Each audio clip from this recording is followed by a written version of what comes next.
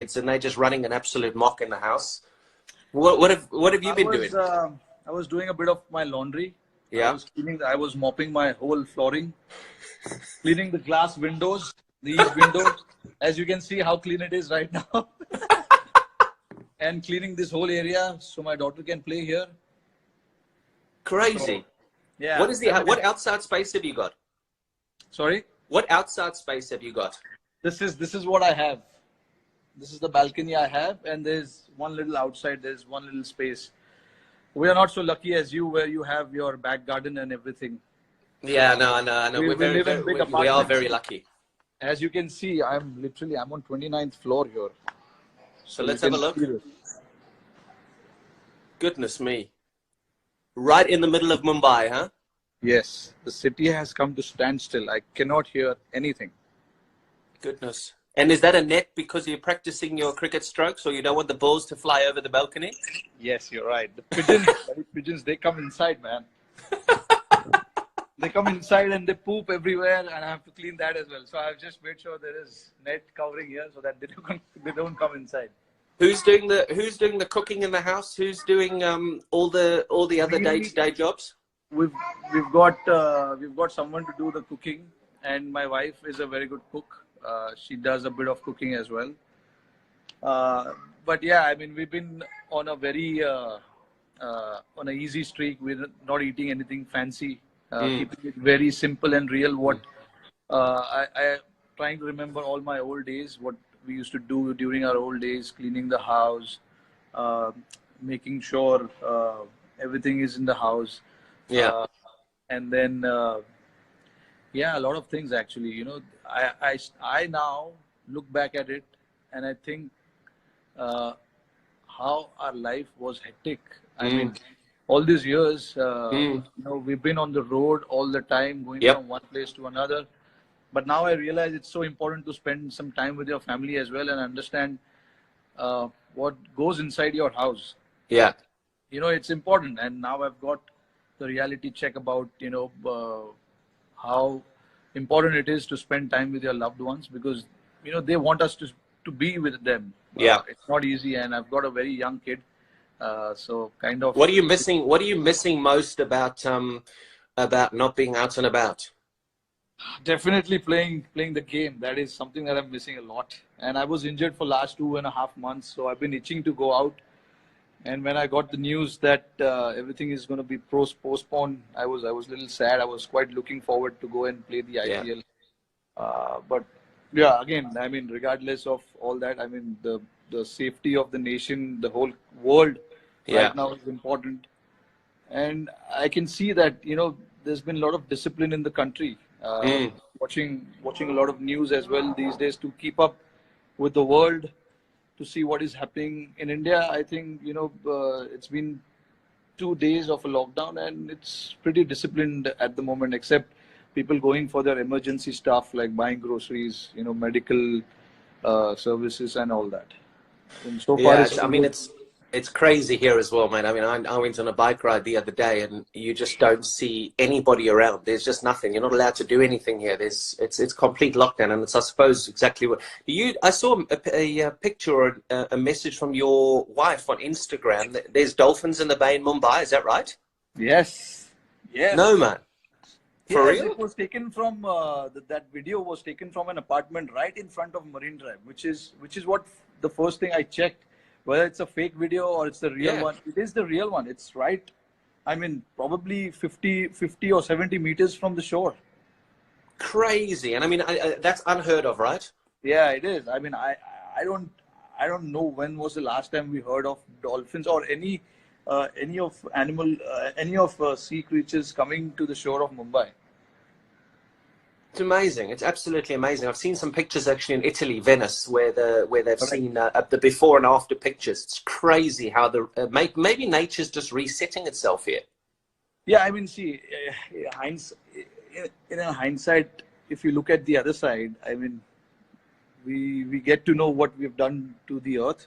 Yeah. And now it's kind of in a healing process.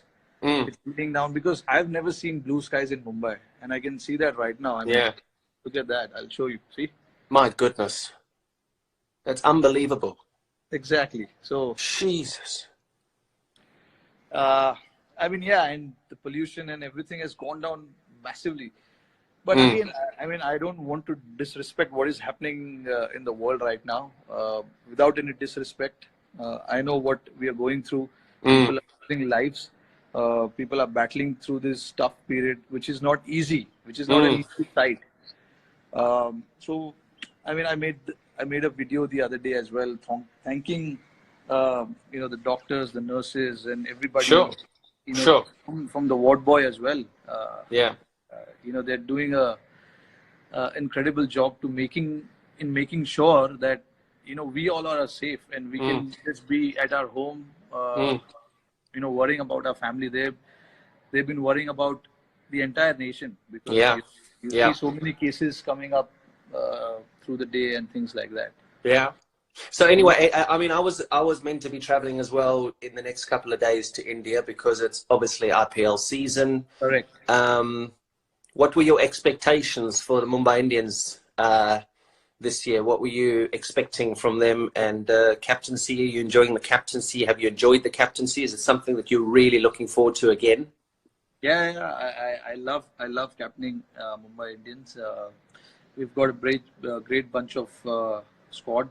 Mm. Everybody who's been part of the team, all these years, in some way or the other, they put their hand up at different situations, which makes my job easier. Or I can say I look better as a captain. Yeah. When you also know you've been a captain yourself, when your players put their hand up, Yeah. it makes your job so easy. Yeah. I So yeah, I suppose was quite looking forward to. We got few new addition to the squad. We got Chris Lynn, Trent Bolt, Nathan Coulter-Nile, and few others as well. So I was quite excited. I was going to ask you who's been your best buy. Who would your best buy have been for this season coming up? Who do you think? I mean, if you can chuck those names around there, Coulter-Nile's a good one. Chris Lynn, Trent Bolt as well. I mean, with the Bolt. new ball on a pitch like Wankhede, swinging the ball into the right-hander, taking the ball away from the left-hander. I was quite looking forward to that because I know how much the ball swings in the first few overs at Wankhede. And there's a bit of extra bounce from the other grounds if you compare it. So, along with Bumrah, he would have made a lethal combination. So I was quite looking forward to that. I'm still looking forward to that. I mean, fingers crossed. Do you think it's going to happen? Do you think the IPL would happen at some stage this year? At some stage, yeah. If things settle down and things get a little easier, it might happen. I mean, who knows? Yeah. And then Right coaching, now, who's coaching you again this year? Mahela. Mahela's still the coach? Yeah. Who's Yeah, been your he's done a favorite? wonderful job. Who's been your favorite coach over the years in your whole career? Who's been your favorite coach? Indian coach, Mumbai Indians. Very difficult to pick one name because they all bring something or the other to the table. I mean, Ricky Ponting to me was a magic. Yeah. The way he handled the team when he was captain for the first half of the tournament, and then he gave the captaincy to me. Yeah. In the midway through the tournament. Yeah. And it takes a lot of guts to do that in the middle of the tournament, to leave the captaincy and get someone else to do it.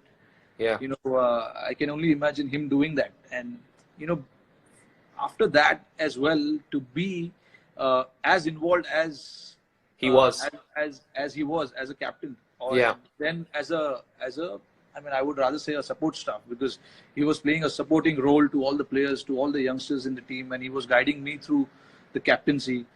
And yeah, I got to learn a lot from him. So he was a different ball game altogether. Mahela is very calm, he's very composed, and he only tells you to do things that he sees is probably right or wrong. I mean, he'll draw a line very quickly and say, do not, as a team, we shouldn't be crossing that line. Yeah. So his messages are very clear, and his. I think all players are very, very lucky to be able to tap into the overseas brains, and I also think that from the overseas perspective, I'll speak from my perspective as a player coming to India. when Yeah. you can understand that you can have a home ground in India, you can gain a lot of support in India, it makes you feel more comfortable. Have you found it harder as an Indian player to play against foreigners over the last 5 or 6 years, with the foreigners being so comfortable in India? Yeah, I mean, it's actually goes both ways, because Yeah. all our local players, including us, we've benefited playing alongside them, to know how they think about the game, how they want to prepare, how they prepare against certain individual, and it's the same for them as well, rubbing shoulders with each other in terms of nationality.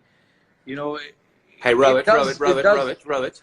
De Villiers has just come on and said he likes the pictures in my background. He says you need to show a little bit more there. He said you're not showing enough. Mr. De Villiers is on you. Oh. Get him on the line as well.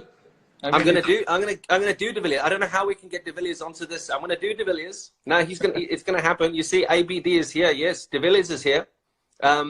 We definitely, there he is. Look at him. But no, you're right. You are right. From an overseas perspective and an Indian perspective, it's definitely it's 100% improved the game too.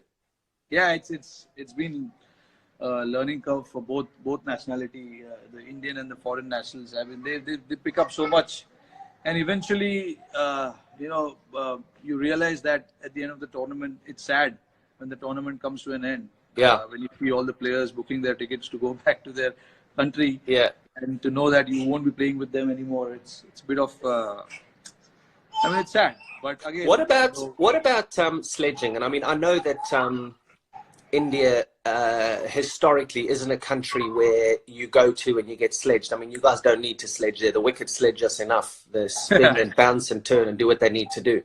But I found it also became increasingly hard to become so friendly with people and then go and play in an Ashes series and start abusing guys who you spend so many months of the year with playing together. It's changed the game from that perspective as well, hasn't it? Yeah, it has a lot. I mean, traditionally, the Indian team much better than anyone else. I mean, we don't usually go on to sledge or be in people's face while we are playing. I mean, right now we've started a little bit because we've got a very aggressive captain. Yeah. So we do that a little bit, but again, I mean, it's fun. It's just a banter. It's nothing personal. Everyone knows that, and I hope everyone knows that it's nothing personal. It's just to bring a bit of laughter in the game, and try and keep the environment a little relaxed. You know what I mean? Of course. No, Yeah. I mean, I completely get it, and it's definitely changed the dynamic. I found it harder actually playing against those guys because you want to make sure that after the game they can't send you a message or speak to you and say, I've got you in my pocket, I knocked you over, or we beat you. You want to always hold the upper hand against your mates. Yes, exactly. I mean, you want that competitiveness as well when you are in the battle with the opposition. You want that competitiveness to be there as well. At the same time, one should know that we can't cross lines. Yeah, for sure. We have to be within the rules of the game, and then everything is fine. It's Who's the best player you've played with? Indian, Mumbai Indians. Who's the best player you've played with? Who would you rank? You would say, you know what? I've learned so much from that dude. He's just great. I mean, I grew up watching Tendulkar. Sachin Tendulkar was somebody I grew up watching. I learned so many things by reading his book, actually, which inspired me to play at the highest level, which was right at the beginning of when I started playing cricket. Yeah. The name of the book is The Making of a Cricketer. Yeah. And in that book, his journey is mentioned, how through all the hardships he's gone through, and never ever it's been so easy for him to be where he is right now. Yeah. Most important thing which I learned from him is being humble in whatever you do. Yeah. And being disciplined at the same time as well. I mean, after achieving so much, you just try to, you tend to slip away a little bit, but I've never seen that from him. So that is something that I try and bring into my journey and my routine as well. Like, there's sky is the limit. There is no end to anything. What's been your lowest point in your career? What's been the lowest point you've just gone, oh my goodness, I don't know what's happening? That was 2011 World Cup when I was not picked. I was not part of the 2011 World Cup. And that was the saddest moment because the World Cup was being played in India and the final was at my home ground, Wankhede. So to miss out on all that and to sit at home and watch these guys lift the trophy was not easy for me. So that was the lowest point for me. Why weren't you picked? Oh, it's my own performances. I was not at my best at that point. Someone has come to say hi. Where is she? Hello. Say hi, Sammy. Hi. Do hi. Hi. Hi. Hello. Say hi. Instagram star. She's learning to play cricket. Legend. Do you want her to be a cricketer? You want to be a cricketer? Right now she did. Hello. Hi. Hello. Who's that? Yo. Yo. Okay. Was it Mother's Day? Was it Mother's Day in India on Sunday? Sorry, what's that? Was it Mother's Day in India on Sunday? No, not on Sunday. It wasn't on Sunday. Oh, no, in the UK it was Mother's Day, and obviously for everybody it was a bit of a damn squib just because of the situation with everything at the moment. People weren't able to see their mums and that, so it's actually it's quite nice to be a family unit, isn't it? All under one roof and being able to spend so much time together. I mean, that's what I said at the start. I mean, in a way, I want to look at this lockdown as a positive way to just bond with my family, stay indoors, and try and help the country, whatever they're asking us to do for. So, yeah, I mean, how are you as well. How are you keeping fit? It's very hard, actually. I live in a building which is about 54 floors, 54-story building. Which means they have to shut down all the indoor, outdoor activities in the building. Yeah. There was gym which was being used till a while ago, but they've stopped that as well. Oh my goodness. So you can't use the gym as well. And then, come sit here. And then, Hi. okay. And then I've been just running up and down in the stairs to do my endurance. You've been running up 54 flights of stairs? Not 54 floors, but yeah, about 2-3 floors up and down. And I've got a little routine which my trainers have sent. So I'm trying to do all of that. A little bit of TheraBand here and there, balance pad, Bosu ball and all that. Push-ups. Yeah, I mean, whatever I can do indoors, yeah. Actually, my endurance, she's been keeping a check on my endurance because she makes me run all over the house. So it's crazy, right? So these those Fitbits that people wear to check out their steps. How many steps? My son is doing grown-ups, and I mean, I know Sunny Gavaskar. It was so funny when you guys are playing and we're commentating in the Wankhede. It'll get to about 10:30, 11 o'clock at night, and Sunny's wearing this watch. And you'll see that he's only done about 8,000 steps in a day. So between commentary stints, Sunny is walking up and down the passage to get to his 10,000 steps. yeah, it's crazy. I mean, I've seen a lot of my friends do that as well. Yeah. I don't know how much it's going to help the youngsters just do the walking part of it and get 10,000 steps done. And my father-in-law uses that as well. Where did you get the nickname the Hitman? I see Hitman's flying all over my screen here at the moment. Hitman. Jeez. I guess it was way back in 2013 actually. I was batting and I got a double 100 in that game against Australia. Yeah, I remember it. Double 100. So Mr. Ravi Shastri was on air, and you know how he talks. And the Hitman. Yeah, he said, he is India's hitman. They call him a hitman of India. Because there was a talk, PD, right? Of course. Yeah, so he's the one who gave me that name. And, Really? yeah, because my name ends with hit, Mm-hmm. HIT. And he said, Ro, you are a hitman, man. You are a hitman. So for He was everybody talking to watching, me. PD is the floor manager, and he Yeah. works for Star, and he's the little guy that you see running around, basically just making us as commentators work and getting all the interviews right. He's A lot of the he's the cricket main man. lovers, a lot of the cricket lovers who are online right now, they would know who PD is because he's always seen on the Yeah, on the television. yeah. He likes to be seen on the television.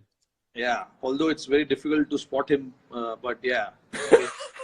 I tell you what, it's very difficult to spot him. It's also very difficult to spot Yuvrendra Chahal. I think he's giving you something. Yeah, saying, I mean, he's saying, hey, he says, Rohit, how are you keeping fit? So he's on you. he's here. I mean, yeah, that's what I mean. I'm not surprised. He's a Instagram lover. Is he? There He he is. loves Instagram. KP is my first Test match wicket. Chahal, mate, I would have closed my eyes betting against you, brother. Yeah, I'm sure he's watching us. He's watching us. He is. He's commenting on the posts at the moment. Yeah, He loves his Xbox and everything, doesn't he? yeah, he loves his Xbox. I know, I'm not. He's not a much of an Xbox fan. He's much of a that whatever that game is on the mobile phone. They play PUBG. It's some shooting game. Really? So you get 5 guys online and you play together. You can talk. You can talk while so you can playing. communicate between each other. Yeah, exactly. If the guy is sitting in the other city, I mean, you can talk and you can find a way to kill the other person. You know, it's very complicated. I'm not much of a Youngsters. mobile game fan. I love my PlayStation. Yes, I do play PlayStation a lot, but Yeah. not much on my phone. Who do you think is hating this the most in the Indian team? Being cooped up in their room and not being able to move. Who's hating it? I guess people, guys who are single, they must be dying to go out. I see all these guys posting pictures, selfies, and all that. I can make out from all that these guys are fried. They want to get out. The worst part is, you know, there are cops sitting under the building, right under the building of all these guys. Really? Yeah, I mean, most of the guys, they're sitting. I mean, as soon as they see them come down, go up. You can't come down, go up. Yeah, I mean, particularly they're keeping eye on all these naughty boys. There we Like go. Chahal. So Chahal is actually saying here to him, he's the one. He says 20 days to go. He can't wait to get out. Yeah, I know. I cannot even imagine what he'll be going through all these 20 days. Who else? Come on, any others? I mean, people actually, you know what? People who live outside Mumbai, they'll be slightly happier because they've got a space. Space. They can Yeah. easily they live in houses, not in apartments. So Yeah. they've got garden, they've got pool and all that, so they can still manage. For me, it's damn tough, difficult, but Yeah. you know, I'm keeping up. Well, you're a role model in the country, and I think you're doing it amazingly well to be able to just say to people and broadcast a message. If there's a message that you'd like to give all the Indians now, what would you like to say? I mean, yeah, I would just not just the Indians, but the entire nation, you know, entire world. I mean, it's important for us to be a little disciplined at this point. You know, there has been times where people, you know, have said, I want to do something for the country. I want to do something for the country. This is their time to show that by even this much, they can make a difference by doing this much. So all we are asking is to just stay home and a little discipline. I know people still will go out for, you know, buying groceries and medical services. And, you know, there are a lot of other people who are working to make sure that grocery stores will be open. So for them as well, you know, just discipline, social distancing is very important. Washing hands, keeping your hygiene nice and clean. Yeah. Which I see, you know, happening around our country pretty well right Brilliant. now. UK, I hope, you know, UK is one of my favorite places to visit. I hope, you know. Yeah, they are, mate. It's under complete. I promise you, it's under complete lockdown. There is nothing going on here at the moment, and they've been. I mean, it's taken a little bit longer than everybody would have expected. They would have expected this place to have gone into lockdown 2 or 3 weeks ago, but the lockdown is real now. They're not doing anything. I think that one of the most beautiful things is we live quite nicely outside of London, and there's a gorgeous forest next to us, and you see so many kids walking with their parents, and you just from the kids' perspective, how amazing must it be for them to be having mom and dad at home the whole time, huh? Absolutely. I mean, that's what I'm thinking right now about my kid. Like, I mean, it's so tough. You know, they don't understand why am I kept in the house. I want to go out and enjoy the garden, but she doesn't know that. So she cries a lot inside the house. But we're trying to keep her entertained. We're trying to do everything we can. I know it's so tough. I can only imagine what the kids must be going through and all that. Let's talk. Let's suffering. Yeah, let's talk quickly about your love of conservation, your love of wildlife, your love of rhinos. I mean, I just shot the documentary for National Geographic. I mean, that was my last. That was going to be my last conversation with you. I wanted to ask you about that. Instead of me answering that, I wanted to ask you about that. Yeah. I was watching it. I watched all your Instagram stories, and I can't wait for that documentary to come out. Because Kaziranga is the place where I've been looking forward to visit for a long time now. Yeah. And, you know, the only reason I've not been there is because... hectic. Yeah, we get only 7-8 days between the series, and it's very tough to go there and come back to Bombay and start doing what I do. So I was looking forward to, you know, find some time between IPL and, you know, me getting fit. So I had about 10 days there, but now it's gone. I was planning to visit at that point, but it's gone.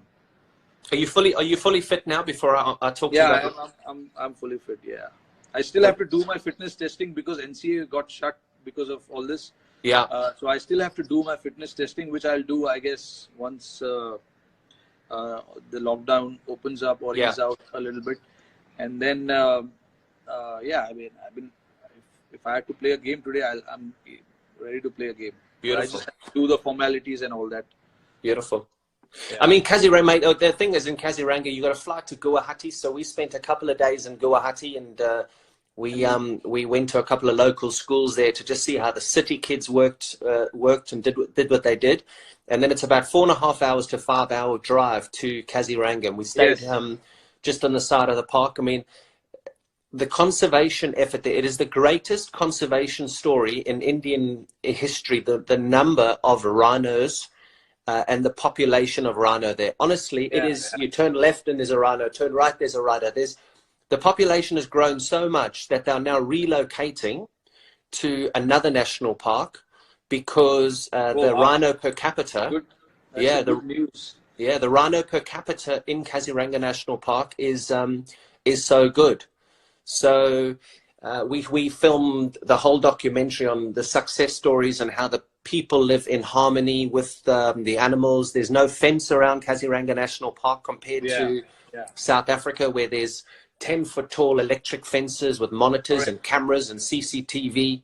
The animals and the humans just live so happily together, and it's the most majestic part of the world. I mean, it's beautiful, man. I went walking through rural villages there and speaking to people, seeing people smile, being invited into all the houses, being cooked for. Unbelievable. You have to go. If as much as you love animals and you love the rhino, you have to go. It's incredible. No. It's my plan to go with my family. In fact, not my kid, but I want to take my wife Ritika over there, and just to experience the whole whole situation there. I know will be an amazing experience for me there. So I'm quite looking forward to that.